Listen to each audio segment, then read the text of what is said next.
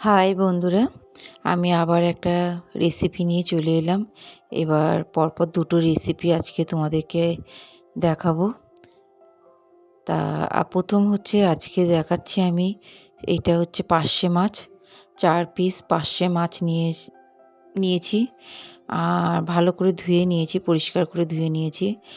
আর মাছটা আমি কীভাবে করি সেটাই তোমাদের সাথে শেয়ার করব। খুবই সাধারণভাবে করব মাছটা।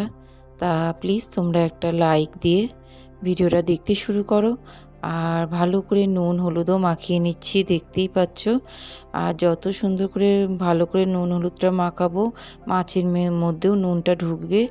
আর রান্নাটা যখন হয়ে যাবে, মাছটা ভেঙে খেলে ভালো লাগবে খেতে। সেই জন্য খুব সুন্দর করে আমি নুন হলুদটা মাখিয়ে নিচ্ছি।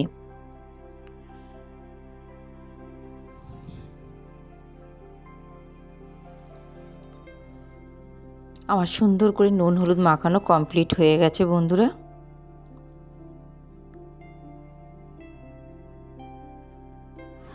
এবার আমি একটু সর্ষে গুলে নেব। তা এখন তো রেডিমেড সর্ষে সানরাইজের পাওয়াই যায়, কোনো ব্যাপার না। তা আমি জলটা একটু গরম করে নিচ্ছি মাইক্রো ওভেনে। ওই জলটাতেই আমি সর্ষেটা গুলবো, কাপের মধ্যে গুলবো। কাপে আমার সর্ষেগুলো হয়ে গেছে বন্ধুরা। আর এইদিকে দেখো আমি বেগুনগুলো কীভাবে কেটে নিয়েছি। একটু লম্বা করে কেটে নিয়েছি আর নুন হলুদও বেগুনে মাখিয়ে নিলাম। আর জালিটার উপরে রেখেছি এই কারণে যে বেগুনে যে জলটা আছে সেটা ঝরে যাবে। আর ধনেপাতা একটু জলে ডুবিয়ে রাখলাম, প্রচণ্ড নোংরা থাকে ধনেপাতায়, তোমরা সবাই জানো। তা জলে ডুবিয়ে রাখলে কাদা যে মাটিটা থাকে সেটা বেরিয়ে যায়, সেই জন্য জলে একটু ডুবিয়ে রেখে দিয়েছি। আর এদিকে বেগুনগুলোও ভাজা বসিয়ে দিয়েছি কড়াইতে। তা অবশ্যই আমি সর্ষের তেলে করছি রান্নাটা। দেখো ভালো করে বেগুনটা ভেজে নিচ্ছি উল্টে পাল্টে এই দিক দিয়ে ওই দিক করে। আর বেগুনটা সুন্দর করে ভেজে নিলে বেগুনটাও খেতে খুব ভালো লাগবে। যখন আমার মাছটা রান্নাটা হয়ে যাবে, ভাতের সাথে যখন খাবো তখন বেগুনটাও আমার ভেঙে যদি মুখে দিই, বেগুনটাও খেতে খুব টেস্ট লাগবে। এই জন্য বেগুনটাতেও নুন হলুদ মাখিয়ে সুন্দর করে ভেজে নিচ্ছি। এবার আমি ওই তেলের ওপরেই একটু কালো জিরা ফোড়ন দিয়ে দিলাম। কালো জিরা ফোড়ন দিয়েই আমি আমার মাছগুলো পিসগুলো এক এক করে তেলের ওপর ছেড়ে দেবো। অবশ্যই তোমরা ভাবছো কালো জিরে ফোড়ন দিয়ে কেন আমি মাছ ছাড়ছি। আসলে রান্নাটা আমি খুবই হালকাভাবেই করছি, সাধারণভাবে। সেই জন্য একেবারে আমি ফোড়ন দিয়ে মাছটা দিয়ে দিলাম, মাছটা ভেজে নেব। আর এদিকে তোমাদেরকে বেগুন ভাজাটা একটু দেখিয়ে দিচ্ছি। আর মাছটা আমি কড়াই থেকে আর তুলবো না, ওই জন্য আমি এভাবে ভাজলাম। দেখো মাছটা উল্টেও দিয়েছি, এই পিঠটাও মাছটা ভাজা হয়ে গেছে।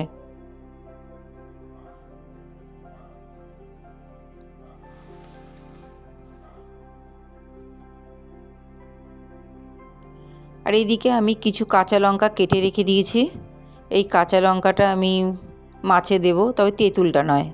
তেঁতুলটা রয়েছে ঠিকই প্লেটের ওপর, কিন্তু তেঁতুলটা দেব না। আর সেই সর্ষে আমার গুলে রেখে দিয়েছিলাম, সেই জলটা আমি এবার মাছের মধ্যে দিয়ে দেবো। মাছটা ভাজা হয়ে যাওয়ার পরেই দেব। তা কাপে একটু সর্ষে লেগে রয়েছে, সেই জলটাও আমি কাপটা ধুয়ে দেব। আর কাঁচা লঙ্কাটাও আমি মাছের ঝোলের মধ্যে দিয়ে দিলাম। দিয়ে এবার মাছটা ভালো করে সিদ্ধ করে নেব সর্ষের জলে।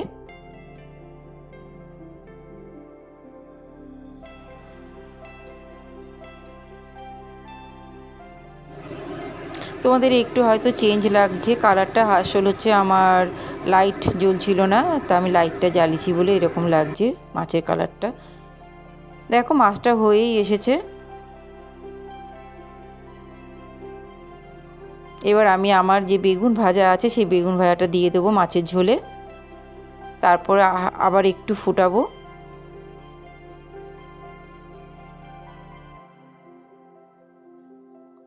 এইভাবে করলেও মাছের ঝোল খেতে খুব ভালো লাগে বন্ধুরা। তোমরা বাড়িতে একবার করে দেখো, আমি যেভাবে করে করছি খুব সুন্দর লাগে, খারাপ লাগে না।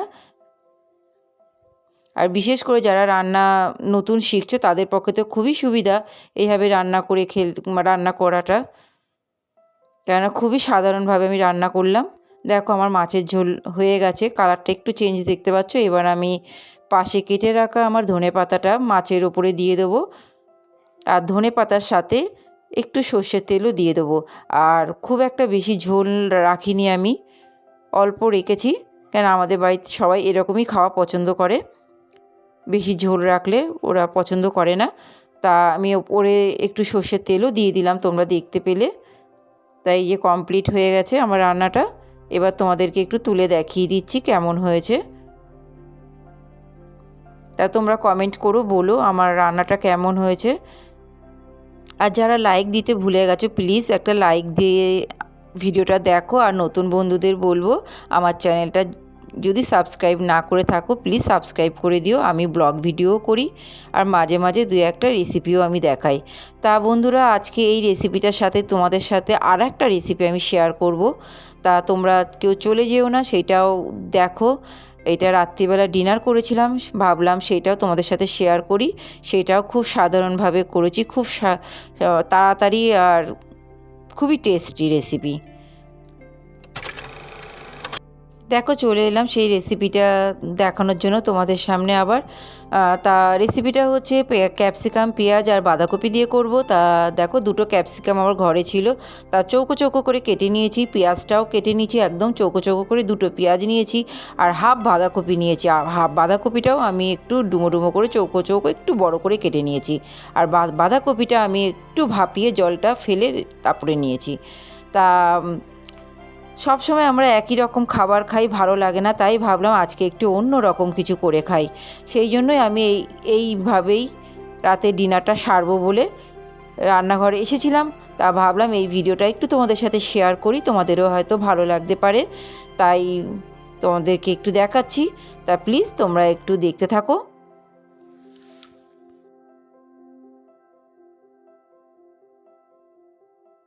দেখো কড়াই বসিয়ে দিয়েছি, অলরেডি গরম হয়ে গেছে, আর সব গুছিয়ে নিয়েছি পাশে। তা যেহেতু আমার বাঁধাকপিটা ভাপানো রয়েছে, সেই জন্য ওইটা আমি পরে দেবো। আর অল্প একটু সাদা তেল, মানে হোয়াইট অয়েল দিয়ে দিলাম আমি।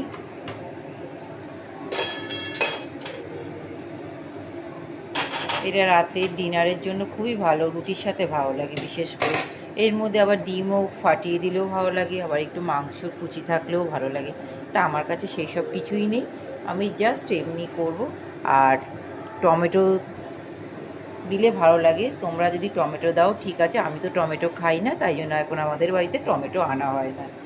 আর ক্যাপসিকামগুলো না একটু বেশি মোটা হয়ে রয়েছে, সেই জন্য আমি আগেই ক্যাপসিকাম দিয়ে দেবো।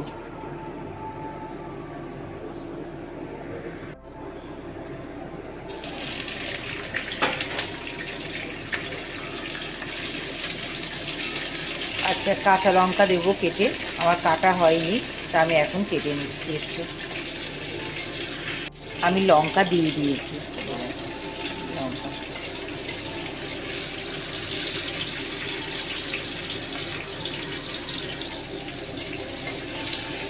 এবার পেঁয়াজগুলো দিয়ে দেবো। খুব তাড়াতাড়ি হয়ে যায় এই রান্নাটা, কিন্তু খেতেও ভালো লাগে।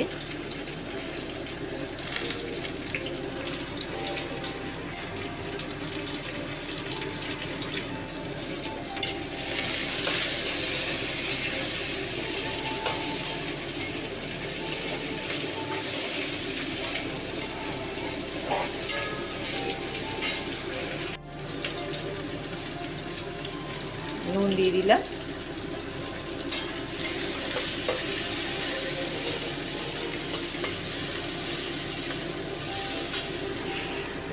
এবার আমার বাঁধাকপিটা ভাপানো।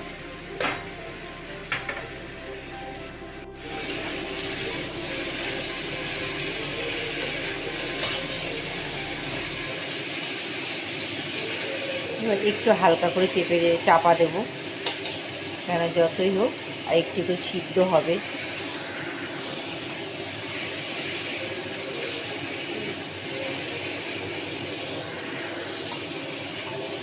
এর মধ্যে পেঁয়াজ কলিও দেওয়া যায়, যত শীতের সবজি আছে দিয়ে করলে হেভি লাগে।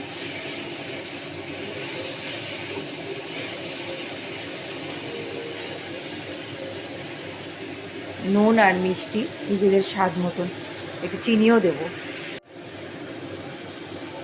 একটু মিষ্টি দিলাম, বেশি মিষ্টি দিলাম না, একটু হালকা খার খার ভাব লাগে তো তাই।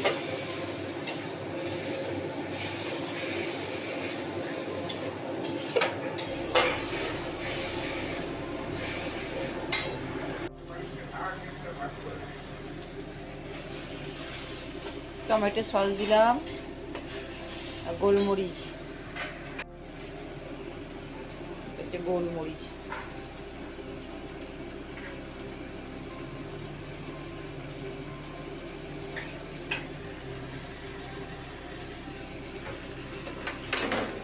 হয়ে গেছে, বন্ধ করে দিলাম। বাবাকে দিয়ে দিচ্ছি, বাবা ভেজা রুটি খায়, রুটি ধুয়ে খায়, বাবা ভেজা রুটি মানে ধুয়ে খায়, তা বাবাকে দিচ্ছি। বাবা ক্যাপসিকামগুলো খেতে পারবে কি না দেখো। আবার আমারও খুব জোর খিদে পেয়েছে, খেয়ে নেব, খুব জোর খিদে পেয়েছে, খেয়ে নিই। আর তোমরা প্লিজ লাইক করে আমার চ্যানেলটাকে সাবস্ক্রাইব করে পাশে দেখো।